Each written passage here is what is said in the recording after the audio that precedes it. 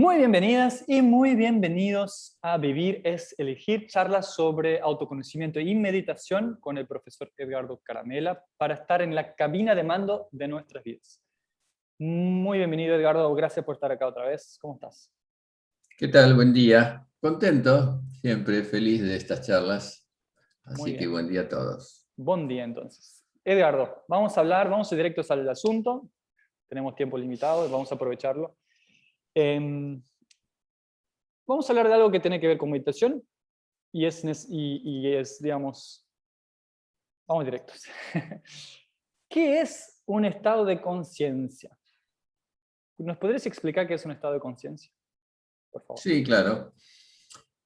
Estado de conciencia es una palabra que se usa mucho y que a veces se lo pone en un lugar complicado, complejo, reservado solo para algunos seres especiales y demás. Y no hay nada más errado que eso, porque a mí me pasó, incluso en mis primeros tiempos de estudiante, yo pensaba estados de conciencia, algo que será tan difícil de conquistar.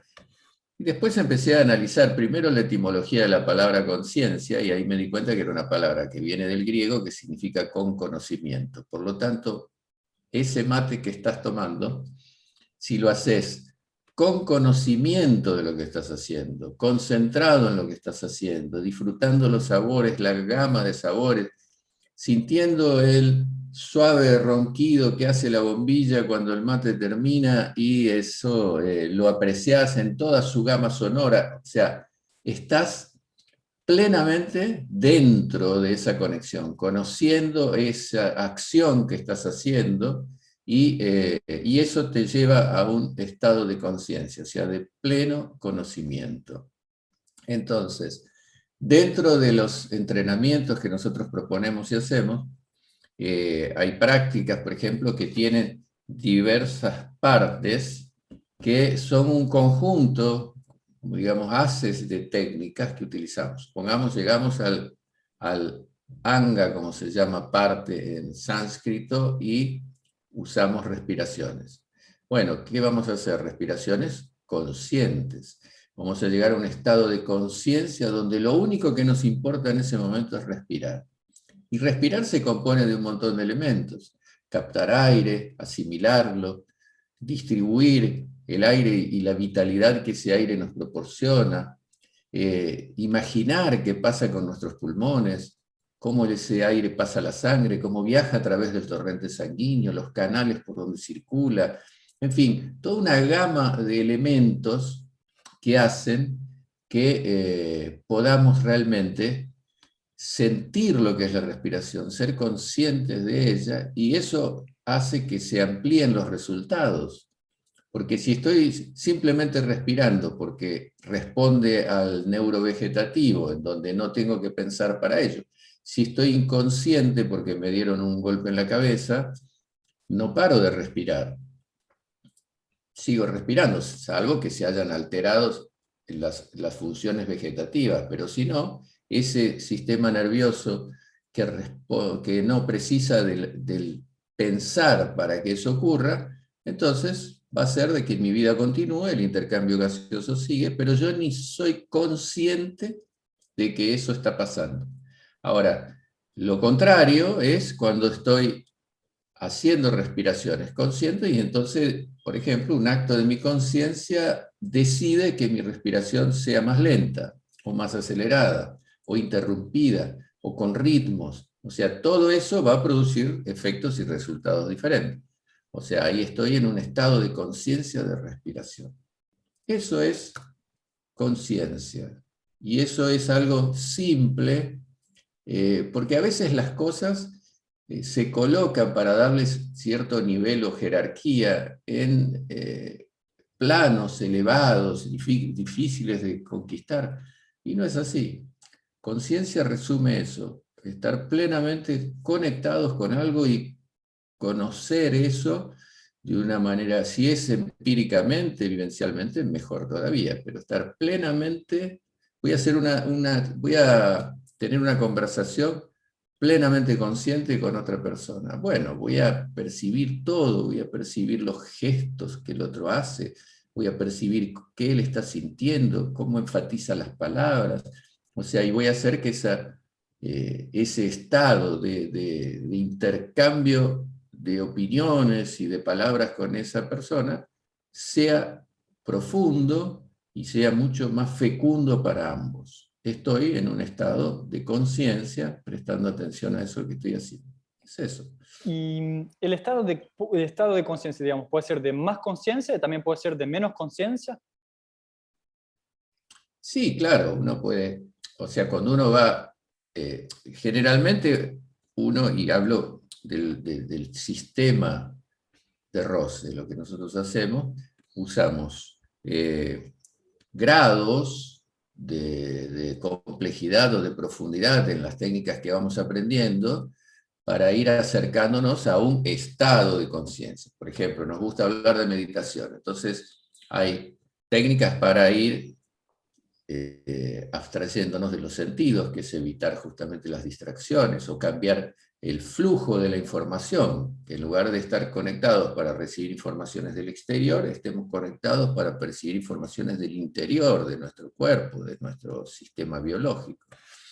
Eso poco a poco nos llevará a un estado de mayor concentración en objetos, en cosas que vamos a utilizar para ayudarnos como soporte a ese entrenamiento. Y eso nos llevará a un estado de meditación, en donde una persona puede estar entrenando técnicas para acceder a ese estado de conciencia, o ya plenamente dentro de ese estado de conciencia.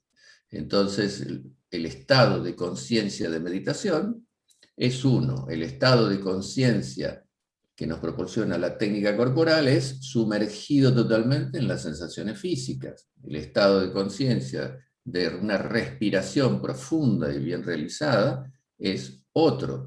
Entonces, hay diversos niveles de aproximación que nos va haciendo pasar por estados de conciencia diversos hasta que llegamos a ese estado de conciencia que es el estado determinado que estábamos buscando, ¿no? Si estoy en ayuno, o sea, no estoy comiendo, estoy en un estado de conciencia distinto que el que estoy si acabo recién de cenar pantagruélicamente, digamos, hasta en exceso. O sea, dos personas están en estado de conciencia diferente, ligados a su proceso digestivo. Uh-huh. Es eso. Y, por ejemplo, una persona que está muy nerviosa tiene otro estado de conciencia que... Totalmente. Y la persona que está, no sé, enferma, la persona que... O sea, el estado de conciencia sería como que la experiencia de que uno vive con el cuerpo, las emociones y la mente, y sería como la música que surge de esos tres instrumentos tocando al mismo tiempo, algo así. Sí, y tiene mucho que ver también con las emociones, tiene mucho que ver con los sentidos. Por ejemplo, vos que sos abogado y venís del palo del derecho, sabés mejor que yo que, por ejemplo, si una persona comete un asesinato en estado de emoción violenta, ¿qué dice la justicia? Toma eso como diciendo, bueno, no fue consciente de sus actos. Ahí justamente utilizan la palabra consciente para decir que él no sabía lo que hacía, estaba tan iracundo, tan enojado, con tanta ira, que entonces mató al vecino de 45 puñaladas. Ah, bueno, estaba en un estado, va a ser condenado, pero posiblemente sea una condena hasta menor, porque la persona no estaba en condiciones de razonar, que otro que hizo arteramente una planificación para poder asesinar al mismo vecino, pero sin que nadie se dé cuenta, y entonces ahí hubo toda una planificación y él estaba totalmente consciente de sus actos. Pero este actuó de una manera bruta, sin pensar, ni siquiera pensó que iba a ser descubierto con facilidad, nada. Después se arrepintió cuando su conciencia volvió a estar en sus manos, digamos. Entonces, es eso, es cuando uno está dentro de una situación administrándola, plenamente envuelto en esa situación, o cuando está totalmente fuera de ella. Entonces ahí está en un estado de menos conciencia o hasta inconsciente. Bien.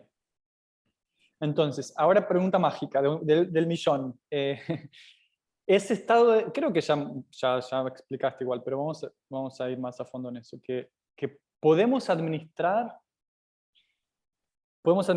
elegir el estado de conciencia en que estamos a cada momento. Practicando sí, porque justamente por eso yo explicaba que nuestras prácticas nos lleva a pasar por distintos estados de conciencia y nos hace comprenderlos, valga la redundancia, ser conscientes de ellos, o sea, estar plenamente atentos a lo que va pasando. Entonces sé que si en un momento dado estoy entrando en un determinado estado de conciencia que no quiero, tengo herramientas para salir de él y entrar en otro que yo deseo. Quiero aquietarme porque estoy demasiado alterado, es un estado de conciencia, estoy muy alterado. Bueno, voy a lograr a través de determinadas técnicas que voy aprendiendo a tener recursos para, bueno, en lugar de estar en ese estado de alteración, voy a aquietarme. Y el aquietamiento automáticamente me permite que concentrar energías que estaba gastando en esa mecánica alterada en la que me encontraba, y ahora a partir de que tengo más energía, ¿qué puedo? Lograr aquello que quiero. Por ejemplo, dirigir mi pensamiento a algo positivo que me va a sacar de ahí, y eso me va a traer otra perspectiva de la misma situación, y entonces voy a tomar acciones también mucho más positivas, y por ahí vamos. Y entonces, al momento justo antes de empezar el ejercicio de meditación, ¿qué tipo de estado de conciencia queremos tener para que, digamos, para que sea? Porque yo entiendo que el estado de meditación te puede dar de alguna forma más lucidez o menos lucidez, ¿no? Entonces, como Sí. justo antes del estado de meditación, está bueno ir haciendo ese tipo, ese trabajo de elección del estado de conciencia para cuando justo empezamos a hacer la práctica de meditación, estamos en el estado de conciencia deseado, apropiado para eso, ¿no? ¿Es así? Sí, por eso todos los maestros antiguos más reconocidos sabemos que la meditación proviene del yoga, esa filosofía práctica que hace 5.000 años ya existía y que luego en 5.000 años fue fragmentada, fue traída a Occidente y muchas veces hasta mal interpretada,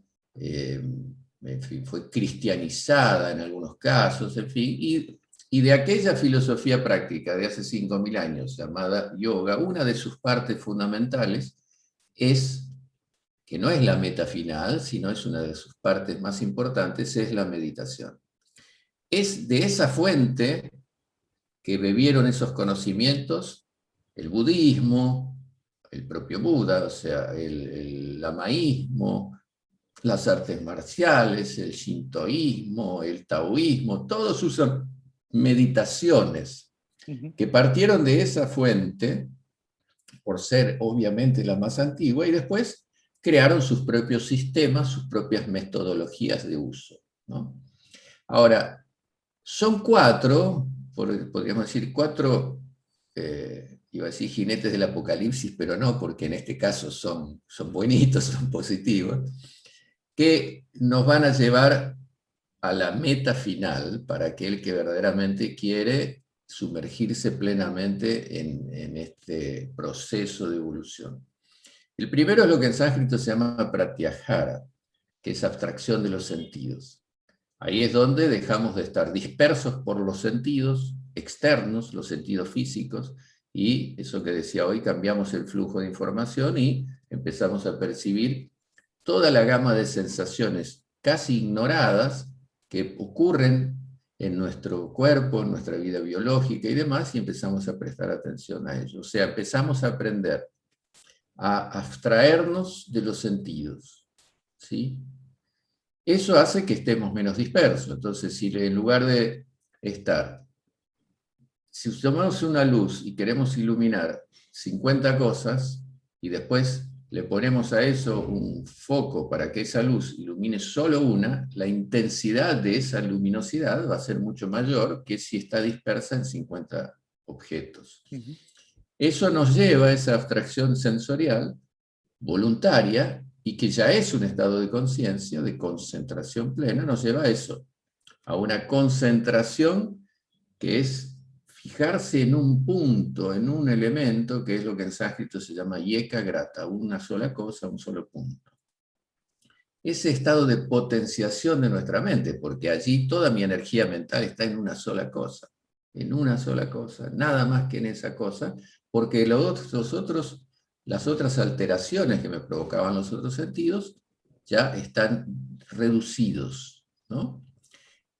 Esa es otra de los cuatro. Entonces, pratyahara, abstracción de los sentidos, dharana, que es el estado de concentración plena, o también mindfulness, podemos llamarlo, entraría dentro de esa calificación. Dhyana, que es el estado de meditación, porque sin concentración no llegamos nunca al estado de meditación. Entonces, dhyana, que es el nombre en sánscrito de meditación, y eso sostenido en el tiempo, que es un estado de ampliación de nuestras capacidades, de intuición, una intuición lineal, que me trae informaciones nuevas, un estado expandido donde mis capacidades, es como una inteligencia ampliada, me llevará a otro estado, que es la hiperconciencia. En meditación estamos en lo que se llama superconciencia, una conciencia mayor, y llegar a otro estado de conciencia que es exactamente la meta de esa filosofía ancestral llamada yoga, que es un estado ya no de superconciencia, sino de hiperconciencia. Pero esto es más largo para explicar y precisaríamos bastante tiempo. Ahora, yo siempre digo que si el ser humano común, normal, que tiene su vida y quiere y tiene deseos de ampliar sus capacidades, desarrollarse, e incluso tener una vida mucho más feliz y productiva. Si conquista el estado de meditación, es otra historia, es otra vida, es ponerse por arriba de las situaciones que nos alteran. ¿Por qué? Porque uno se torna más irresponsable. No, porque uno es más consciente, usando la palabra de nuevo, de lo que esas situaciones verdaderamente son. Muchas veces sufrimos por pérdidas menores, sufrimos muchísimo porque tuvimos que cambiar de trabajo, sufrimos muchísimo porque tuvimos que cambiar de casa, sufrimos muchísimo por cosas que en el momento muchas veces nos parecen dolorosas, difíciles, y después nos damos cuenta que al contrario, que eso nos permitió una adaptación a algo mejor. Entonces, en realidad el ser humano, como dicen muchos libros antiguos, quiere mucho la libertad, nace libre, pero él mismo va construyendo sus ataduras y su cárcel. Y un buen día descubre, si trabaja para ello, que en realidad siempre fue libre. No es que esté preso, él mismo va construyendo a través de sus condicionamientos, de sus paradigmas, de sus moldes que establece, de cómo lo va siendo influenciado por la cultura imperante en el lugar donde él vive, y va siendo llevado a llevar una vida que no desea y por la cual muchas veces sufre. Y un buen día se da cuenta que siendo más fuerte, más dueño de sí mismo, puede empezar a lograr adaptar su vida a un formato que le sea mucho más acorde a lo que él verdaderamente siente y quiere, a su sensibilidad.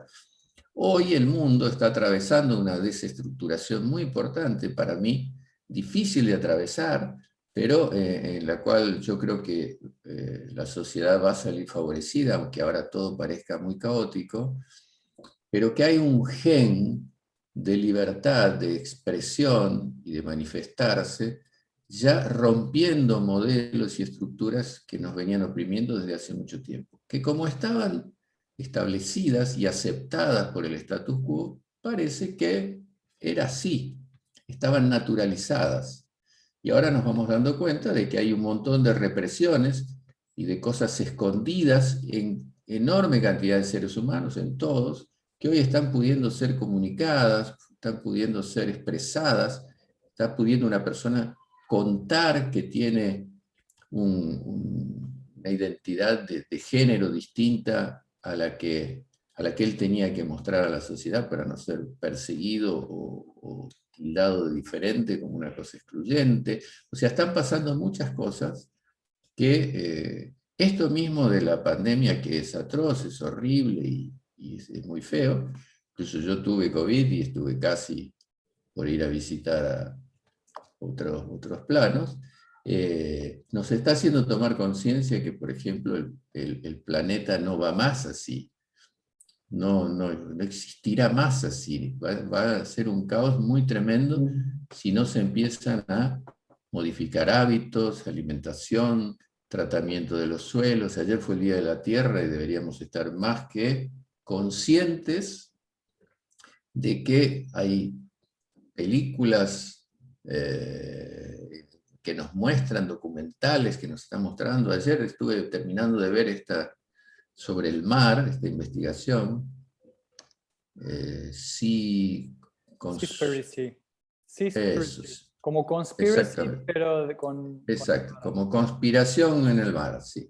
Exacto. Y es verdaderamente atroz, atroz, ¿no? Que por intereses comerciales y estúpidos, porque las matanzas de los animales en el sur de Japón y demás, en forma oculta, delfines y demás, tiburones, solo para consumir solo la aleta de ese tremendo animal, que además son los que permiten la vida de los corales y demás, porque de sus desechos ellos se alimentan. Bueno, una serie de cosas que uno dice, ¿ese es un ser humano sensible y razonable? Indudablemente no. Entonces hay este tipo de crisis, tiene que llevarnos a una toma de conciencia que nos permita unirnos y verdaderamente decidirnos a cambiar una sobreexplotación de un mundo que no tiene demasiados recursos para seguir así, ¿no? Bueno, me fui por otro terreno, perdón.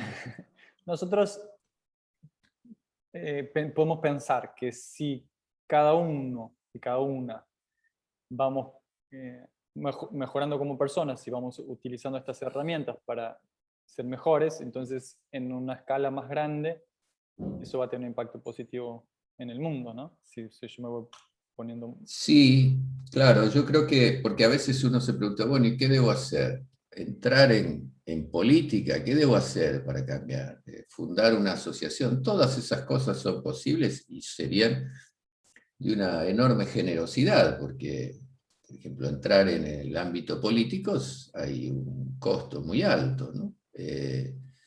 Son maquinarias muy pesadas, muy crueles y demás. Pero yo creo que si cada uno hace lo mejor que puede lo que hace, creo que eso ya significaría un cambio repentino, inmediato. Si cada maestro enseña mejor y trata de hacerlo con más cariño y se ocupa de sus alumnos, si cada profesor lo mismo, si cada médico realmente ejerce su juramento hipocrático en todas sus partes y con la mayor ética médica, si nosotros hacemos lo que hacemos de la mejor forma posible, pensando en que el destinatario de nuestros esfuerzos es un ser humano al cual vamos a tratar de establecer un vínculo que nos permita pasarle lo que nosotros sabemos y enseñamos para que él verdaderamente lo aproveche. Si cada uno, si el conductor del colectivo hace bien y para en la parada cerca del cordón para que el discapacitado suba sin estrés y sin maltratarlo, o sea, hay tantos ejemplos que podemos dar, tantos y tantos. Si cada uno en su lugar, esa cosa, ¿qué generaría? Que hasta las tareas más simples y repetitivas se tornaran importantes. Y eso sería un cambio de conciencia del mundo y nos empezaría a mostrar que verdaderamente se puede ir mejorando de una forma más acelerada. Ahora, hay factores que indudablemente no podemos descartar, y acá ya también nos vamos para una charla más descontraída y hablando de cosas, pero hay una cosa que sí me preocupa mucho y que es la exclusión de sectores y porcentajes muy altos, especialmente en nuestros países, en donde cada vez más hay personas que están condenadas a la desinformación. Entonces, ¿cómo hacerle llegar a esos sectores que ya no están teniendo acceso a colegios, en donde países como los nuestros están en la mitad de la población, de pobreza, de exclusión, que reciban esa información, que sepan que si no ponemos los residuos en un lugar, pero ¿cómo le vamos a pedir eso a sectores que no tienen agua, que no tienen las cosas más mínimas, que tienen que luchar cada día para poder tal vez tener una comida por día?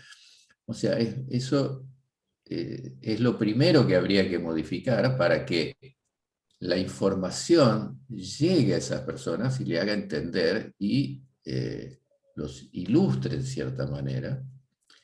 Pero bueno, esas cosas son las cosas que hay que solucionar y que creo que, mientras tanto, cada uno de nosotros puede devolver todo lo mucho que recibió, haciendo lo mejor que puede lo que hace.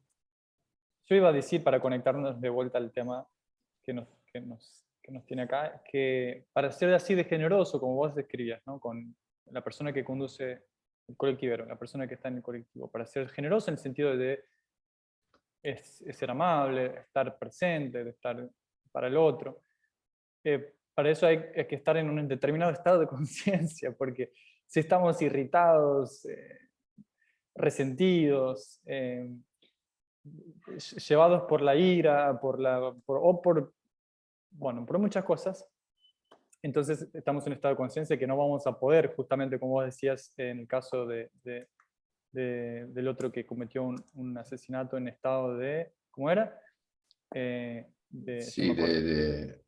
Era eh, locura, no sé cómo era, pero sí, de locura, de que no estaba consciente de sus actos porque estaba con tanta ira, que la emoción le exacto. ganó y no pudo pensar. Cuando se desconecta, la emoción es una oleada de energía que nos da fuerzas para lo que sea, para bailar mucho en una noche de casamiento o para entristecernos mucho ante una determinada situación, o para ponernos muy violentos ante otros. O sea, si nosotros logramos hacer que esa oleada de energía la administremos para algo positivo, desde ya que vamos a tener mucho más, usar esa fuerza para algo que nosotros queremos. Eso también tiene que tornarse consciente. Si esa oleada de energía que me lleva a cometer un acto tan aberrante como matar a otra persona, logro transformarlo y no dejarlo que avance, y es prácticamente como que es una fuerza que me posee, digamos, y pueda administrar eso y hasta sublimarlo y transformarlo en acciones positivas, bueno, voy a tener, A es canalizar una de para las un... primeras, claro, es una de las primeras cosas que Wow. aprendemos para poder llegar al estado de meditación. Porque ¿cómo voy a pensar en una cosa y en una cosa positiva si por dentro estoy inflamado de ira? No puedo. Lo primero que tengo que hacer es ir a trabajar sobre la emoción, salir a correr 15 kilómetros, sacar esa adrenalina, y después ahí sí podré entonces estar en un estado en donde mi mente acepte aquietarse y ser dirigida a donde yo quiero llevarla, que es, por ejemplo, pensar fijamente en algún objeto, cosa para concentrarme mejor. Ahí está. Lo que iba a agregar o iba a decir es que, digamos, una de las mecánicas, no sé si es una, no sé si hay otras, pero las que nosotros conocemos, digamos, las comportas, los caños, los mecanismos para direccionar esas energías, ya sea la energía emocional, eh, para ir administrando los estados de conciencia, son las técnicas que enseñamos. Entonces esas técnicas ya van a administrar la energía física, ¿no? Después también las emociones, los pensamientos. Y ahí vamos pudiendo construir un estado, o elegir mejor, o poder administrar nuestros estados de conciencia para estar más lúcidos. Si es que para resumir así un poco. Sí, lo primero que hay que saber, y son los últimos 2 minutos, lo primero que hay que saber es que a través de cuando ponemos foco en nosotros mismos y empezamos a conocer quiénes somos y cómo reaccionamos, empezamos a darnos cuenta de reacciones habituales, por ejemplo, que no queremos tener. Entonces, a partir que vemos eso, bueno, ¿qué puedo hacer con esto? Ahora voy a reeducarme para no reaccionar más así, no tener tanta ira cuando me pasa determinada cosa. Porque estoy condicionado así, porque lo aprendí incluso en la infancia, que así debo reaccionar ante eso, pero ahora no quiero hacerlo. Entonces tengo que modificar eso. Pero nada empieza si yo no decido reconocer, observarme a mí mismo y decir, bueno, ¿por qué muchas veces cambian las personas? Porque tienen una crisis. Si una persona no se cuida, tiene hábitos tóxicos, fuma, bebe, come mal y todo, y un día tiene un problema de salud que lo enfrenta tal vez a la muerte, y entonces, por susto, por recomendación de los familiares que están sufriendo, porque se abre un canal de sensibilidad diferente y todo, hace algún tipo de esfuerzo para modificar esas conductas. Y tiene éxito, o cuando se le pasa el susto, los 3 meses se olvidó y vuelve a cometer los mismos actos hasta que tiene otra crisis. Bueno, ¿qué significa? Que tenemos oportunidades. No podemos... el ser humano nace y va siendo condicionado por un sistema cultural que le enseña, o sea, si el nenito va y le pega una trompada a su compañerito, la mamá lo va a reprender o le va a decir no, o le va a ir a hacer que le pida disculpas, o si le tuerce la cola al perrito, le va a decir no, no tratamos así los animales, y entonces lo va condicionando de esa manera. Pero puede ser que el condicionamiento sea distinto, o que tenga ya una tendencia que hasta puede ser patológica o no, a proceder de una determinada manera, entonces hay que poner más énfasis en justamente cambiar ese condicionamiento para que sea más humano, digamos, su conducta. Pero todo eso se puede, o sea, lo peor que podemos decir es pensar que no podemos cambiar esos condicionamientos, totalmente equivocado. O sea, todo podemos modificar, todo podemos desaprender y aprender, y ese es el trabajo, ese es el proceso, y eso es lo que nos va llevando a ser mejores, y que nos va a llevar, entre otras cosas, al estado de meditación, y quién sabe por ahí, un poco más para llegar a ese estado llamado hiperconsciencia. Muy bien. Acá somos más modestos. Queremos ya conquistar el hábito de meditar, ya sería bueno para... Ya nos haríamos Sí, una fiesta. Pero después, a partir de ahí, podemos pensar.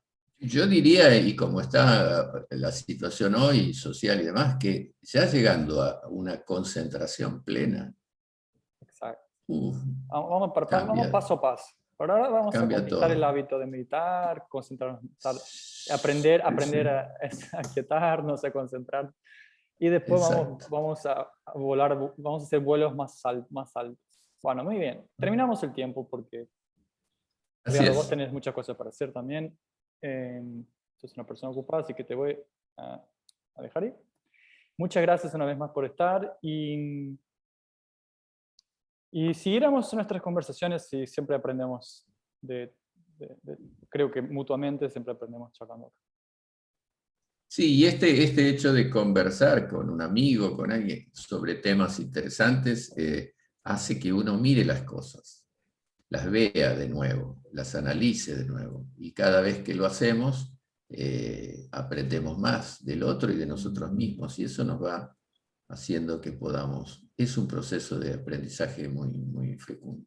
Así que bueno, nos veremos en la próxima. Gracias, Rodolfo, un abrazo para vos y para todos aquellos que deseen escucharnos.